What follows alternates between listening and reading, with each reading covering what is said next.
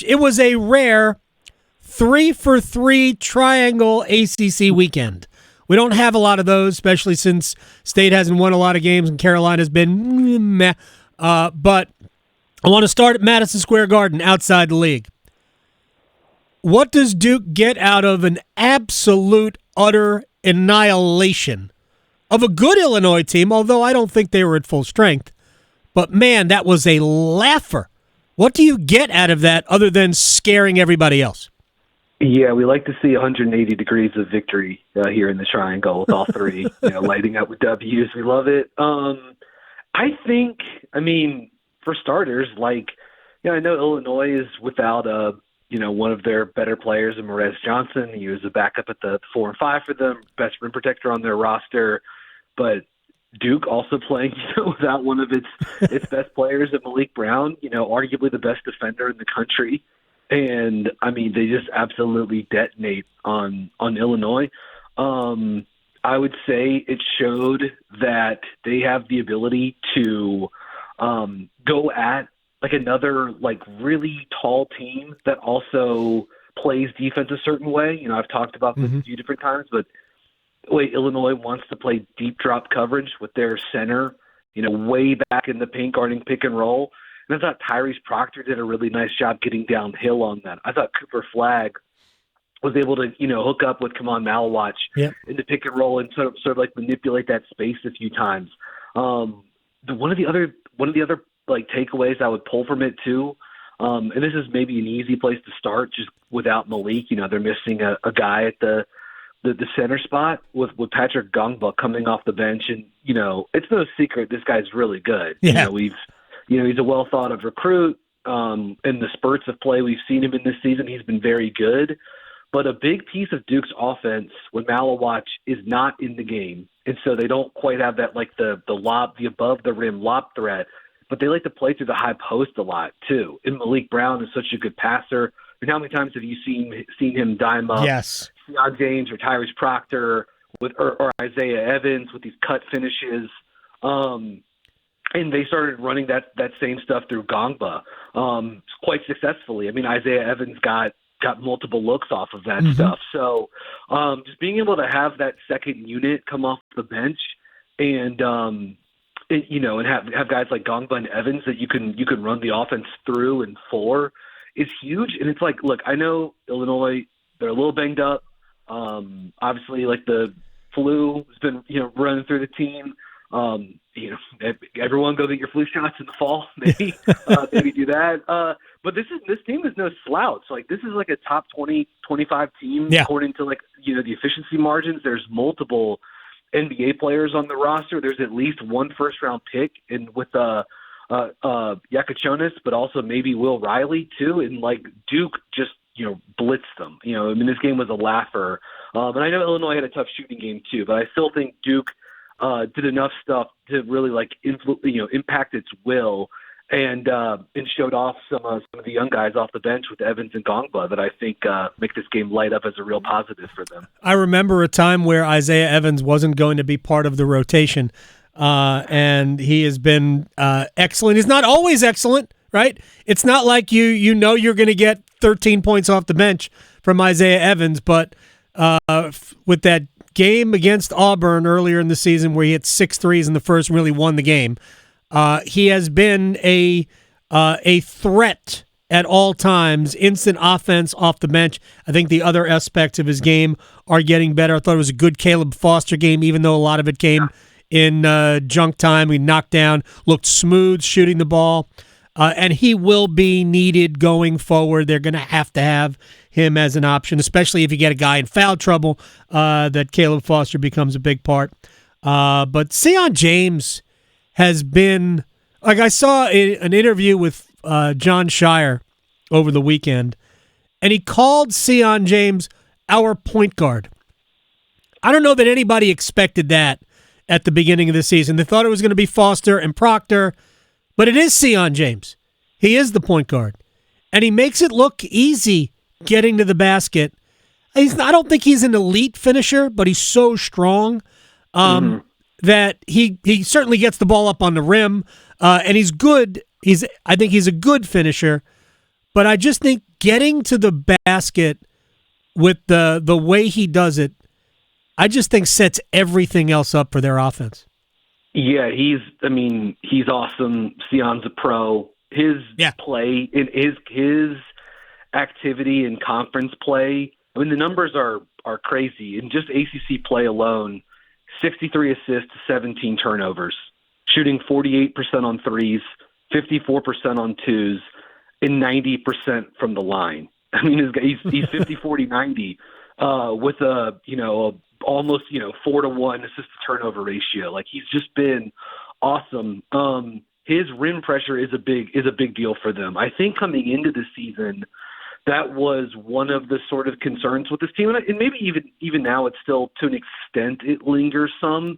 But I just think Flagg has proven to be, he's lived up to the expectations.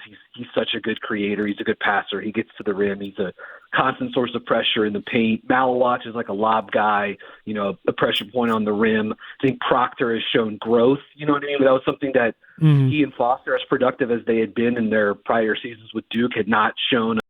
It was sort of like the one fly in the ointment for Proctor. I wouldn't say it's like a strength now, but you could even see him like attacking downhill a little bit against and certainly against Illinois, and certainly Knipple has helped with that. But no one has the combination of James in terms of like speed and strength. And I really like especially when he gets the ball like in like kind of like an open floor, situation, and he catches the ball and he'll like size up a defender for a second, and you'll see him just be like, you can see the light bulb go on in his head, like, oh, I could take this guy. Yeah. And it's just a boom, boom, crossover.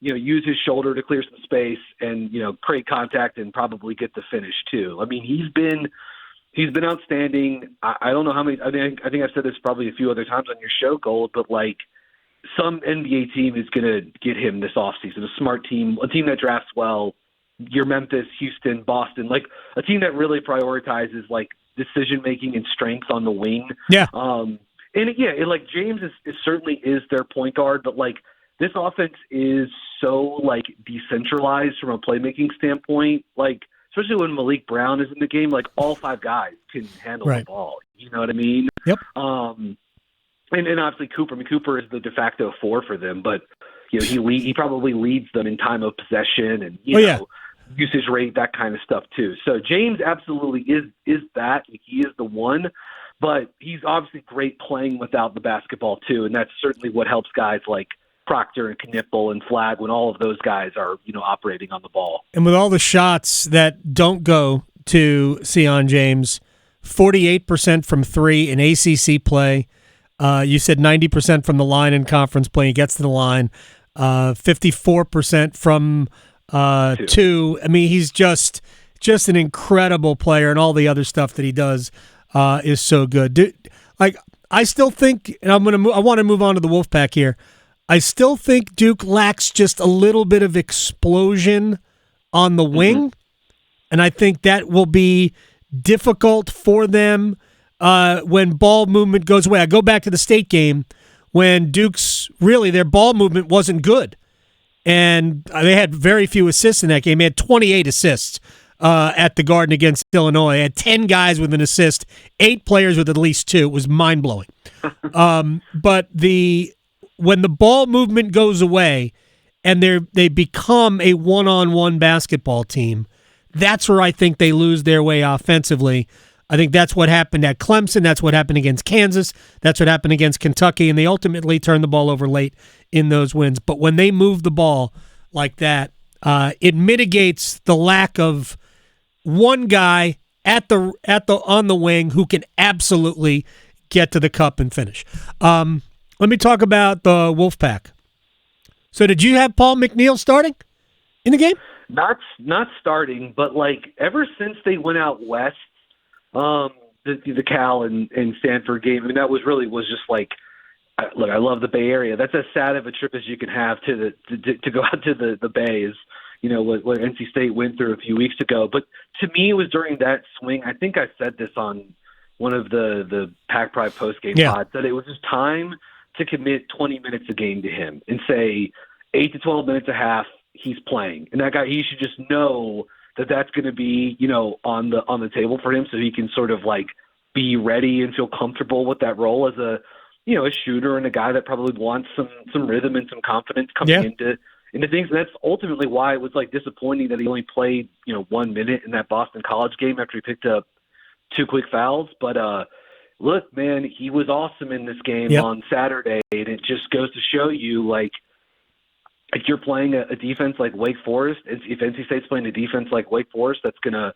hedge ball screens with Efton Reed and Trayvon Spillers and put 2 on the ball, Michael O'Connell is a quick decision maker. Ben Middlebrooks is good on the short roll.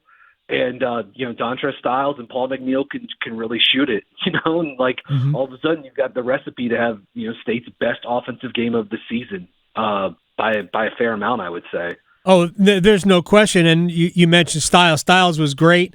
Aggressive, hunted his shot all game. I thought the best thing that McNeil did early was the offensive rebounding and the decision-making, right? All 4 of his rebounds came on the offensive end, but I thought that set the tone for him and them early on in that game. Makes me wonder why we can't get both freshmen on the court at the same time. I know Trey Parker hasn't played that well of late, but I like guys who don't look scared in the big moments, and I think both of those guys fit the bill. They have, and I mean, like, again, Parker, unfortunately, he got in. I think it's the first play of the game he had against Wake. He had a bad turnover where Styles, sort of like shook further up the wing, and he threw it sort of like closer to the corner, and it went right to Wake's bench basically. But I think look, there's a lot to like about McNeil. He is clearly like a more like physical driver than you might think is for a guy that's like built as a shooter. He's got good size. He obviously like has this sort of like, knack for getting on the offensive glass a little on these like long rebounds, and even had some putback finishes, I think, against Louisville the other week too. But I think the thing that jumps the most for me is like he knows how to play without the ball. And clearly has a good feel for the game. I thought like one of the defining plays, one of the game-sealing moments from the Wake game was where they Wake double teams either Styles or Middlebrooks in the post. It's about 3-4 minutes to go in the game. I think it was Styles. He spins baseline. McNeil cuts down from the left corner to the opposite side of the paint. He catches the pass from Styles and then immediately eyes in the back of his head, spins and kicks it out to O'Connell for a catch and shoot 3 on the left wing. I mean, that's big time stuff. That's not just standing around the arc, catch and shoot. That's not just getting out in transition and finishing on the break. Like, that is an understanding for like how to play the game of basketball and how to like do the right things. And just, man, it was really impressive. Obviously, he had a great game, and the step back shooting and all that stuff looks really cool. But I just thought his ability to like move with a purpose off the ball and get himself into some good situations was notable. And I mean, look, State staff put him in a good spot too. They ran the one play how many times where he screens for Middlebrooks goes up and sets a ball screen for O'Connell. O'Connell dribbles right. Middlebrooks dives. McNeil sort of like leaks back up, atop the arc. I mean, they got good stuff off that all game against the hedge from Wake. So big time game for Paul McNeil. And let's just see if, he can kind of keep it going down the back half of the season. Well, he should be fresh. He hadn't played a ton this year. Must-win game Wednesday in Syracuse. They're not making the ACC tournament without winning that game. Let me get to the Tar Heels real quick before I let you go. Brian Geisinger is joining us, basketball brainiac, our hoop head. By the way, split the action on Substack. You must. So Jalen Withers has had a rebirth somewhere in the middle of the season. He went on walkabout. But his game has obviously come back. He is on like a 3 or 4 game heater right now. It might have started playing well at Duke, one of the few guys who did play pretty well over at Cameron Indoor Stadium. So what does he do? Like, are these empty calories, these games where Carolina obviously since the Clemson game, because they haven't played any good competition. Virginia's no good. They still have some they have to win the next 3 for sure before Duke. Can't lose any of them. But does he add a dimension that they didn't have before, and is this transferable going forward? Yeah, we'll see. I mean, the last 3 games against teams that are sort of like fringe top 100 teams in the country. Right. Syracuse, State, UVA. Withers has started the last 4 games, but in the last 3 games with Withers on the court, 120 minutes. UNC's plus 45. They've outscored opponents by 45 points. Right. They've scored 133.4 points per 100 possessions in those minutes too. They've shot it well, and they've really gotten on the offensive glass. It's a small sample. The competition is so at best. But I think it speaks to the fact that, one, he's a good athlete to have on the floor, he's rangy, veteran, but also so he allows you, when he's shooting it like this, he allows you to get more shooting and playmaking on the court, while also still having some size, because you could play him next to Washington or Lubin at the 5. But just really what it means to have a stretch 4 into this lineup. I think ultimately that was supposed to be what Kate Tyson was this season for them. Some stretch in the front court. Unless he's getting to play the zone of NC State, the vaunted Wolfpack zone. He's really struggled this season. Right. And so for Withers to come in and give them that component, while also still having, being a guy that can impact defense, because he's 5th-year senior, athletic, rangy, good size. That's a really – every team could use a 6'9" guy that's going to hit 55% of his threes, and I'm sure at some point that'll come back down to earth. Right. But in the meantime, it's definitely a good thing to ride. I think it allows Drake Powell to settle into some better spot. He gets to play on the wing a little bit more. Mm-hmm. It's having to be just a spacer at the 4 for them. It helps open things up for Davis and Cadeau and Trimble. So yeah, it's totally additive. You know what I mean? If he's going to shoot the ball like that. Yeah. I also thought interesting that Ian Jackson and Seth Trimble both came off the bench.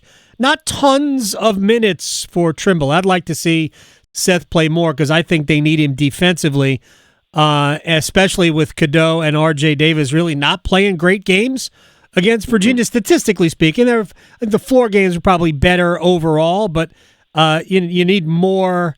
You need more perimeter from both of those guys. But I thought remember the game now.